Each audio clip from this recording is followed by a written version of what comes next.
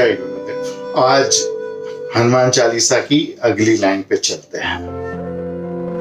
हाथ वज्र और ध्वजा विराजे, कांधे मुंज जनेऊ साजे। इसको अच्छे से समझते हैं।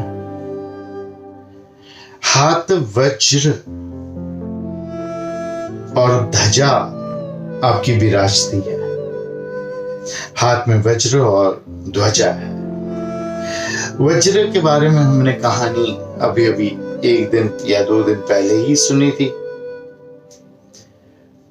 हाथ में वज्र का अर्थ है कि जो इंद्र ने वज्र सवार किया था वही वज्र उनको गदा के स्वरूप में दी थी, तो उसको अपने एक हाथ में रखा है और दूसरे हाथ में ध्वजा पकड़ी हुई है। ये ध्वजा राम के नाम की है। तो एक हाथ में हथियार है रक्षा के लिए राम के, और दूसरे हाथ में ध्वजा है जो राम की महिमा फैलाती है। ध्वजा बहुत ही अद्भुत चीज होती है, बहुत ही उपयोगी चीज होती है। ये जो रघुवंशियों की ध्वजा है, अगर आप जो लव की तरफ के रघुवंशी है वो तो अब पिछड़ गए, उनके पास राज्य वगैरह रहा नहीं, क्योंकि वो थे पंजाब में। पंजाब के एक गुरु जो थे गुरु गोविंद सिंह, वो भी लव के वंशज थे। आपको पता न हो तो मैं बताता हूं, वो भी लोहराना के वंशज थे। वहां से मुगलों के आक्रमण की वजह से बिछड़ गए और वो जो है लोहाना जाति सिंध आए, तो सिंधी में भी लोहाना जाति है। वहां से कच्छ भाग के आए, वहां भी है। कच्छ से हालार आए और हालार के जो राजा थे जाडेजा, उनके भाई हालाजी, उन्होंने और राजा और हालाजी ने मिलके ये उद्यम से मुगलों के उनको राहत दिलाई। लेकिन जो जयपुर के राजा है, जो खुश के वंशज है, अभी तक उनके पास वो झंडा है जो रघुवंश का है। उसको आप देखो तो झंडे को देख के एक नई ऊर्जा में उत्पन्न होती है। सफेद ध्वज है और उसमें जो है सूर्य की किरणें हैं, सूर्य बना हुआ है लाल रंग में। और ये अलग अलग प्रकार के ध्वज जो है अलग अलग समय को बताते थे कि अभी युद्ध का समय है, अभी शांति का समय है। इस प्रकार के समय को जो दर्शाते थे, उस प्रकार से वो लोग ध्वज लगाते थे। ध्वज, अगर आप जीवन में कुछ अच्छा कर रहे हैं, अगर आपकी कंपनी है या कुछ है, तो आपको अपनी ध्वजा बनानी ही चाहिए और उसको लगानी चाहिए। आज के जमाने में ध्वजा अर्थात लोगो, हर व्यक्ति का अलग लोगो होता है, और ये लोगों का जो है बड़ा महत्व होता है। ये आपकी सम्मान, आपकी प्रतिष्ठा को बड़ी ऊंचाई पे ले जाता है। तो सोच समझ के अपना लोगो बनाइए और वास्तु के हिसाब से, न्यूमरोलॉजी के नियमों के हिसाब से उसको अपने विजिटिंग कार्ड इत्यादि पे छापिए। दूसरा, कांधे मुंज जनेऊ साजे। मुंज नाम का जो घास है, उसकी जनेऊ आपके कंधे पे सजी हुई है।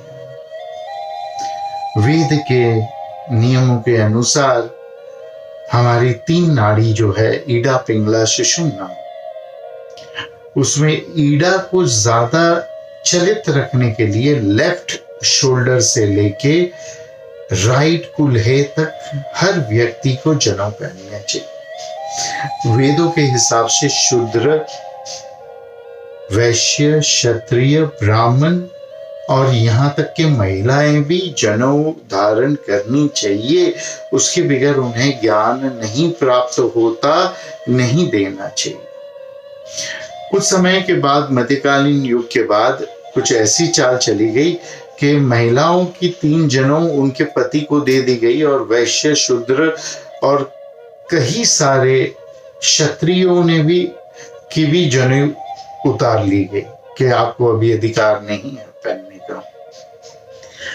महिलाओं की, ब्राह्मण महिलाओं की जनेऊ के साथ ऐसा खिलवाड़ किया गया कि आप पुरुष 3 जनेऊ पहनेंगे, शादी के बाद 6 जनेऊ पहनेंगे, खुद की 3 और अपनी पत्नी की 3, और पत्नी के विदा होने के बाद, पत्नी के मृत्यु प्राप्त करने के बाद 3 जनेऊ फिर से निकाल देंगे और 3 धागे पहनेंगे। ऐसा कहीं वेद में इसका वर्णन नहीं है।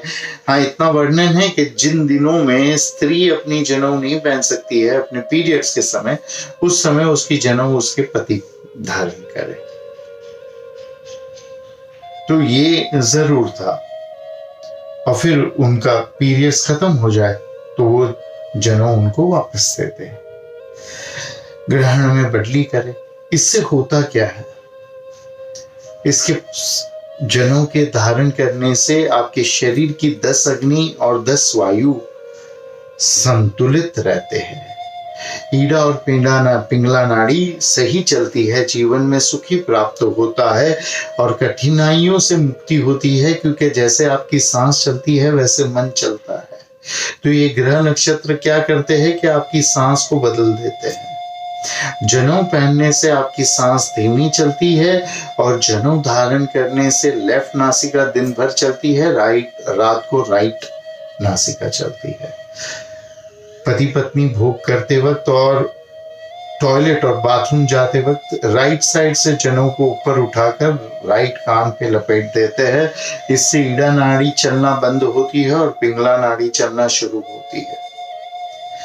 क्योंकि पति और पत्नी के भोग के समय और मलमूत्र के त्याग करते समय आपकी पिंगला नाड़ी मतलब राइट नासिका चलनी चाहिए। इस वजह से ये पूरा विज्ञान है। ये हर व्यक्ति को जनेऊ धारण करना चाहिए। उस समय के आदि मानव अर्थात वानर, वन में रहने वाला नर अर्थात वानर, जो हनुमान जी थे, उन्होंने भी जनेऊ धारण किया था। तो किस प्रजा को, किस जाति को, किस लिंग को जनेऊ पहनने से हम रोक सकते हैं? जनेऊ पहनने के अत्यधिक महत्व है। बुद्धि आपकी तेजस्वी होती है, शरीर बलवान होता है, जीवन में सुख संपत्ति आती है।